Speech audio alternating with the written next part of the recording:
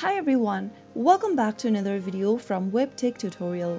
In today's episode, I'm going to be showing you how to sign in to your Lululemon account. So without further ado, let's get straight into the video. First of all, launch open a web browser of your choice and in the URL box type in lululemon.com and press enter. This will take you to the official website for Lululemon, which looks like this. Go ahead and click on the sign in button at the top right hand corner. In the sign in page, you will need to enter your email address followed by your account's password. If you're having trouble remembering your password, click on the forgot your password link and follow through the password reset process.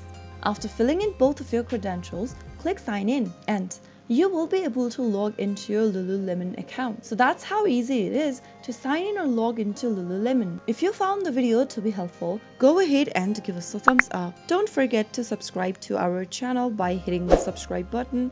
Also press the bell icon so that you'll never miss another upcoming upload from us. I will see you again in the next episode. Goodbye till then.